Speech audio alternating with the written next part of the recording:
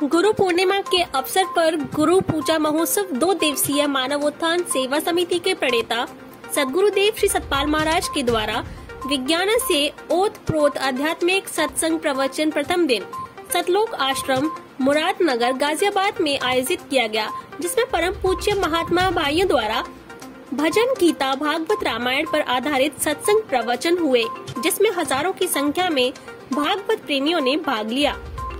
गुरु पूर्णिमा के अवसर पर गुरु पूजा महोत्सव में सत्संग एवं वृक्षारोपण।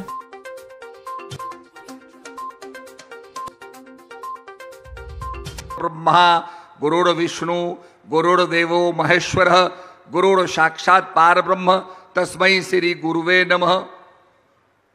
गुरु ब्रह्मा होकर के ज्ञान में जन्म देते हैं, जिसको कहा जाता है द्विज। एक तो जन्म माता पिता देते हैं, दूसरा स्पिरिचुअल बर्थ, स्पिरिचुअल लाइफ सदगुरु महाराज देते हैं, जिसको बैप्टिज्म भी कहा जाता है, स्पिरिचुअल बैप्टिज्म कहा जाता है। और अपने शास्त्रों के अनुसार उसको हम द्विज कहते हैं, द्विज बनना, दूसरा जन्म पाना।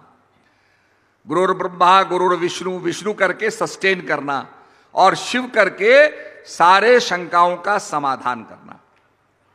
तो ये गुरु महाराज के अंदर कहा गुरुर साक्षात पार ब्रह्म तस्मै श्री गुरुवे नमः। तो गुरु महाराज का जो फंक्शन है वो ज्ञान देकर के व्यक्ति को ज्ञानी बनाना होता है। इसीलिए जितने भी महापुरुष हुए गुरु रूप में रहे, उन्होंने ज्ञान का ही प्रचार किया। और इसीलिए उसी पदवी को हम व्यास कहते हैं, ज्ञान देने वाला कहते हैं। जो व्यास महाराज हुए वो सत्संग ज्ञान के जरिए लोगों के रूपांतरण करते गए।